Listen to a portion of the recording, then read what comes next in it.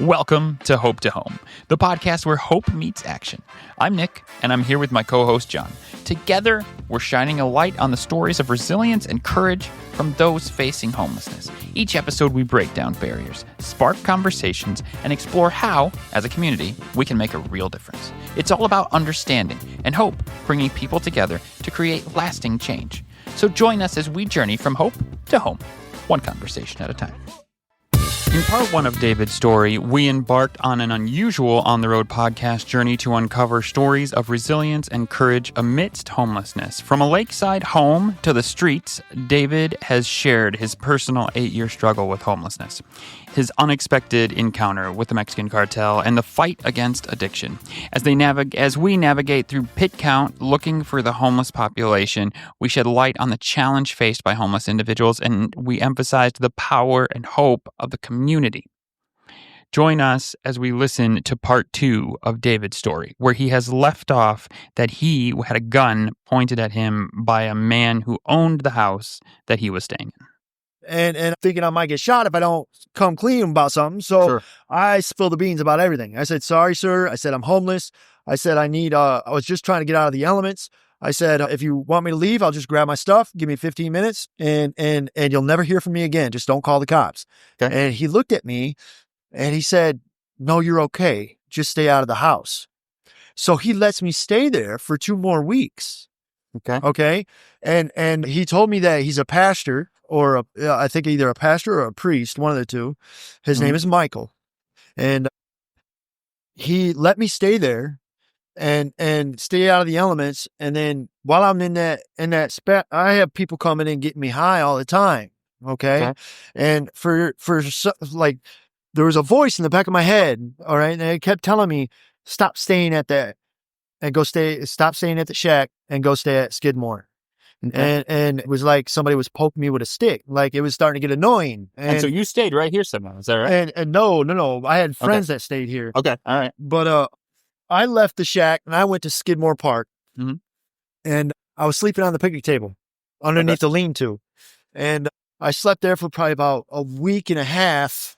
Oh, right. That's right across the street. Yeah, right? yeah. Okay, yeah. Now I know what we're talking. Okay, cool. And I actually stayed there for like a week and a half, not realizing that nobody knows where I'm at. Nobody's coming to get me high. I'm being sober for like a week and a half. My first week and a half of being sober was at Skidmore. Okay. Was it hard to get off the drugs? No, I didn't even realize I was sober until like that voice at the end of the week and a half started poking me again and saying, hey, go sit at the curb at Big B over by 131. Okay. So I packed up all my stuff and I walked my bike because I had that big bag and I didn't want to carry it all the way. So I put my bag on my bike and I'm walking my bike all the way over there. And when I get there, I laid in a fetus position on my army bag and I had my blankets over me and the wind's just cutting through me because it's a parking lot. There's no cover. Yeah. Right. And my feet are burning. My hands are burning. I'm starting to get wind burn on my face. Like just when I'm like ready to say, screw it. Right. Mm-hmm. I pull the blankets off my head. Right. I pull the blankets off my head and so irritated because why did you tell me to come here and sit here? And a squad car shows up. A police car. Mm-hmm. All right. And a male officer and a female officer get out. Okay. Mm-hmm. The female officer, she steps up to the curb and she bends down and she says, are you ready to go? And I look behind her to the squad car and I'm like, I'm starting to be a real prick about it. Mm-hmm. And I'm like, you better check to see if I have any warrants. We good here, John? Good. Nothing here. All right. We're moving on. So I just told her, I said, you better check to see if I have warrants because I'm not getting in that car. Mm-hmm. And she's like, no. She opens up her police jacket and it says social worker. Okay. So, all right, I'll bite because I'm tired of being cold. Where are we going? And she said something about Keystone. And remember 2.5 years ago. Yeah, that didn't work out so well. That didn't work out so well. So I said, if you want to waste your time, you go ahead, but don't waste mine. And she's like, well, let me call him real quick. So she gets on her personal phone and she calls. And she says, she starts talking to this lady at Keystone. And meanwhile, the officer looks at me and he says, well, if we take you to Keystone, I'm going to have to search your bag. And I'm like, well, sir, I'm not going to let you search my bag because it's got everything I own in it. And I can't promise you that there's nothing in there discriminating or is going to take me to jail. Sure. Yeah. And so by the time I said that, she finishes the phone with the lady and she says, go ahead and just tell them your name and then ask them if they have a bed. And I said, okay. So I tell them my name and I hear her in the background clicking on her keyboard. Yeah. She's checking the sex offender list. And she's like, okay, you passed the sex offender list. She's like, what are you looking for? And I said, just a bed. You got a bed? And she's like, yep, we got one available. She's like, when are you going to be here? Because it's first come, first served. And I looked at the female officer and she says, right now. And I said, okay, right now. And she's like, all right, we'll be waiting on you. And then the conversation about my bag come up again. And I told the officer, I said, I can't do that. I can't let you search my bag because if you do, I'm liable to go to jail. And he's like, all right, well, look, I'll take her back to the station to get her Tahoe. Okay. He said he'd give you And yeah, he said, I'll go back to the station and she'll come back and get you in her Tahoe. You have that amount of time to get everything out of your bag and make sure there's nothing in it. So when I search it, you'll be clean. Cops don't do that. Okay. I mean, the cops I know don't do that. Okay. He was finding God. Exactly. And Jesus can do that. Right. And all right, give us just a second. We'll talk again once we're getting back into the van now because there's nobody at this particular location. Could count 2. Step 2 is, well, I don't know if bust is the right word, but. Okay, so, all right. Okay, so right up here, up on this hill, okay, where this library is, okay? Yeah. You see that alleyway? You see that person that's standing there? Where all the homeless hang out. Okay, so we're going over that way. So we're going to go up to this parking lot. Across the... Yep, right over to this parking lot, and then we're going to go up the stairs, and we're going to go to the alleyway, and then we can kind of continue my story if you want. I do want. Yeah. But this little alleyway up here, this alleyway right here, too, is where a lot of the homeless hang out. And the reason they... Yes, and the reason they hang out here... Am I going here or there? Parking lot next, right down from there. Yep. Right over here. But yeah, this parking or this little alleyway right here is where a lot of homeless hang out because they get free Wi-Fi. From the library. Wi-Fi from the library. And, sure. The restaurants. Yep. Training center staff. Where you want to go this way? Because this guy right here, he uses his parking spots and he'll tell you to move. Yep. He'll actually get your car towed. Nice. That's fun. Yeah. So is that a parking spot? Right. Yep. Sure it is. Okay. Southwest Michigan Chiropractic. He's not here. Well, unsponsored. So they gave you about 15 minutes of time. Oh yeah. They'll come back and check your bag still. And that was a blessing right there because I thought that it was just all going to be all done. You was going to jail again. Yeah, I thought I was going to end up going to jail again. And at that point, to be honest with you, I really didn't care because it was going to be 3 hots and a cot. You know what I mean? Yeah. But the only thing that I was really worried about is catching another charge. I didn't want another charge because I've spent a lot of time trying to get rid of a felony and from my first time getting in trouble. But that's another story for another day. Another story for another day. I like it. Okay. Yep. So they took you to Keystone. And so what happened there? Well, when I got to Keystone. So would you say that helped you believe in God more that day? Absolutely. Absolutely. Because like when I was sitting over at Big B, okay, I periodically like would go to Big B and I'd sleep underneath that lean-to when it was warmer.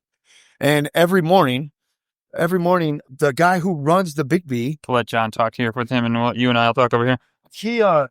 He would actually come in early in the morning and see me laying on the curb, and he would go in and start up shop at Big B, and he'd come out and he'd give me a warm hot cocoa and a sandwich.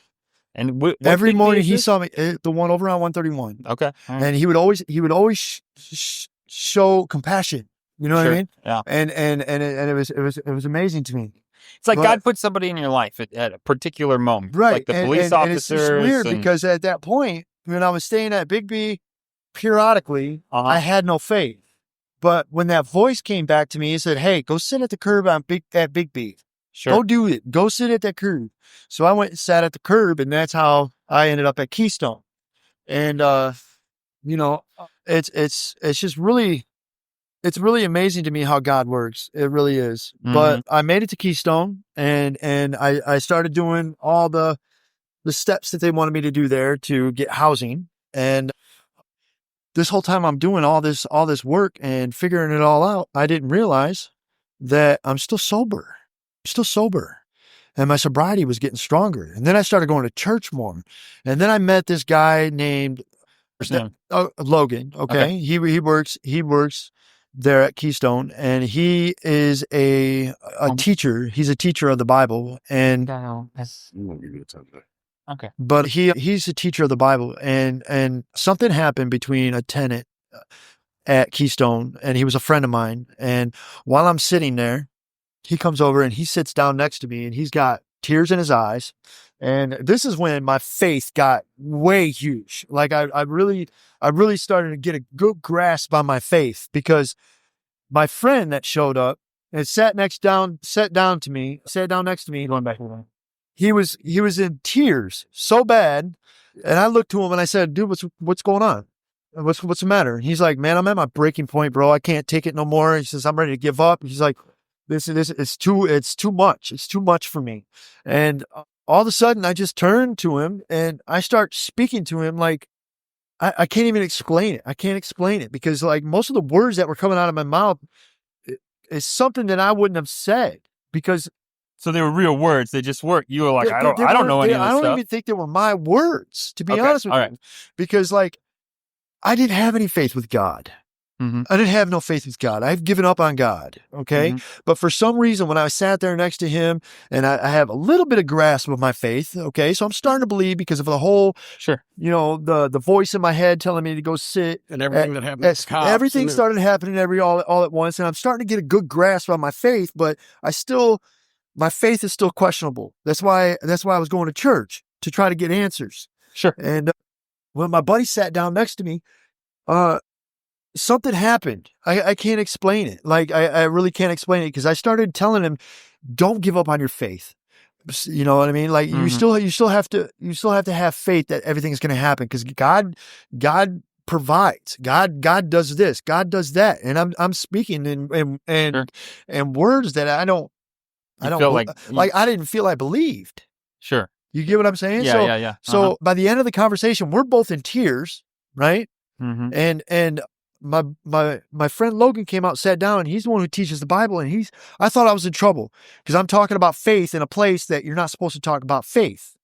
And because too many people believe other things, and it riles people up. Okay. So I'm thinking I'm going to get in trouble. And when the conversation's over with, he just stood up, took his chair, and went back to his office. He didn't say a word. And I was so confused, and I was burning up. I wanted to take my coat off, take my sweater off. I went out, stood outside in the snow, and I'm like steaming. I'm steaming. Okay. I'm so hot. And right. That's exactly what Logan said. The Spirit of the Holy Ghost is what was running through me. I don't know if John can hear, or I don't know if you guys can hear John. He said he filled with the Holy Ghost. So basically I went in and I went into Logan's office, and I said, Logan, what just happened? Because I'm still in tears. Like I'm still trying to figure it out. I was clueless about what just happened. And he's like, I'll tell you what, brother, I'll show you. And he opens up his Bible straight up to the verse of what just happened between me and my friend. Okay. And he said, it's real crazy how God speaks to us. You know, like we all ask for God to speak to us, and he speaks to us in ways that we don't see.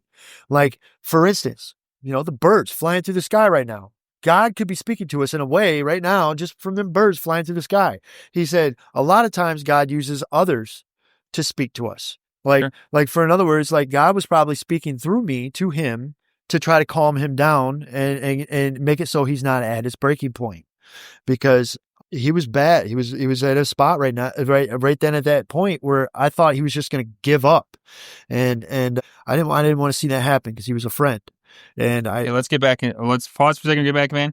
This is stop number 3. Still no dice. Okay. So do we have any other spots that we go to before? These other 2 churches, real quick, right there. Are you talking about the First Methodist and the white one? Street? No, not the white one. Oh yeah. We should try to stay away from the white one. Yes, sir. Yes. serious. Don't go to the white church, people. Well, I'm not going to We're speak not on saying it. any names. Yeah, No, I'm we're gonna not speak saying on it, names. but I'm just saying, like, Okay, good enough. Conversation for office. yeah, that's a whole nother story on a whole nother day again. Fair That's enough. That's its own story. Its Right. own story. Maybe Its we'll own hear that story. story another day. Okay, so you had this real encounter. Now you're really starting to believe, right? Yeah, Like now exactly. you're like, Because Logan, he showed me, because like I said, he teaches the Bible. So he opens up his King James Bible, all right, and he showed me a verse in there of what just happened between us, and I was moved. where are Yep. we going? Go up a little ways and go take a right. This road right here. Okay. Yep. But I was shook. Let's just say it that way. I was shook. Uh-huh. Okay, because the amount of feelings and emotions that I was going through. Like, to be honest with you, I have it. Oh, stop and talk to this woman right here. Yep. John, are we She's good? on her way down to that church, I bet. Yep. I want to talk to this woman right here because I know her, So and we'll I meet want her down here at this church. Yep. Okay, so where am I going? Keep going straight. Okay, hold on. We're gonna keep. Hey, what church you going to? Oh, I wasn't on the way to church. I was gonna go to a buddy's house. Oh, you were? Why were you guys? You want to talk? You want to talk about your story? Well, the reason I'm asking is because, look, we're doing a podcast right now. Oh, you are? Yes. You want to talk? Please? Yeah. Yeah? To meet us down the road. Meet us down the road, okay? What? Well, we're gonna go behind this church probably. All right? Okay. All right. Yep. So, but anyways, So you want me to go behind Go the First straight. Methodist? We're trying to see if they're here at this one or if they're going to be at the one of the two down on the next. Y'all are getting a special treat here, man. I don't know. I used to hang out here in my Salvation Army days. I'm gonna tell you that Turn this down used this to be my alleyway. temporary office in So, is this the warming station supposedly? Yes. yes, I think so. Okay. Is the warming station open today? I'm not really sure, but I was Cool, told. cool. I was Okay. told. Yeah, you can park right here. I'm going to Yep. run in and find out all that information. Okay. Yeah. So Carry on with the podcast. Carry on. Okay. So where was I? keep calm. I was carry on. Okay, so I'm at Keystone. I'm doing all the work. I'm doing everything I can to get it into a place. And eventually, Logan asks me, have I been led to salvation? And I said no. And him and I just started talking into his office. And I mean, I hope to God, I pray to God that this doesn't, get him fired or anything. But he led me to salvation for the first time. And after that, I was led to salvation 3 more times at the church I was going to. Okay. And the amount of energy that I had been feeling and the amount of good that I was feeling, like I didn't have any thirst, hunger, or anything for drugs, nothing. And the last person that was able to do that was my daughter. And, I was still feeling really good. I'm still feeling full of Jesus. He's become my new drug. Okay. And I've just been trying to spread the word and do God's work. And Sure. of course, all good things come to an end. And I had to leave Keystone. And it was he said, just a bunch of bull is what it was. And I think it was really, really messed up how. And how long have you been clean?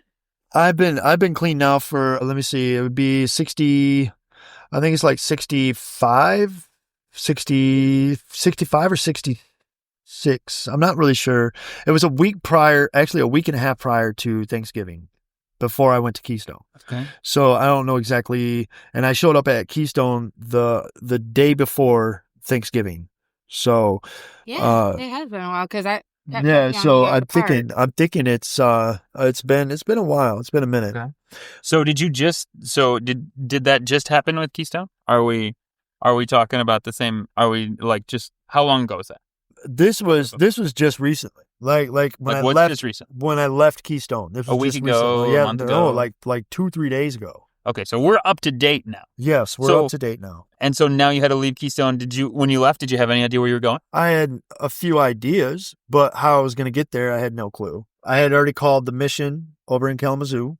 I've called a couple of other places that were homeless shelters in the Kalamazoo area because that's more closer to If you home. need to take a seat, you can. You're I'm good. good. I mean, I know I that's just- weird. I get it. Oh, fair. I didn't think about that. Yeah, come on. Hello. So basically, I'm at the point right now where I don't know how I'm going to get there. I don't know what's going to happen today. I'm supposed to be in Kalamazoo tonight before 9:00, and I don't know how I'm going to get there. I don't know. I mean, I had a few rides that were lined up, but one of them fell through, and then another one. I mean, she's going through her stuff at Keystone right now, and I really don't want to mess that up and put my problems on somebody else. But you don't know what you're I gonna just do. don't. I just don't know what I'm going to do. So, but And so this is kind of the stuff that happens. right. It when is you're messed up. It is messed up. I mean, because I was actually depending on Keystone to help me out this time and get me turned around and back on my feet. I'm already doing my part as being sober and looking for housing, but there's no housing to look for. So where are you going to stay tonight? Tonight, I don't know where I'm going to stay tonight. I mean, because I got to be selfish with my sobriety, so I can't be around anybody that's doing drugs, and that's pretty much all I know around here is everybody that's getting high. And so I'll probably sleep on the curb tonight or underneath the underpass or overpass, or I don't know yet. I mean, I don't even have a tent. So I don't know how or where I'm going to go.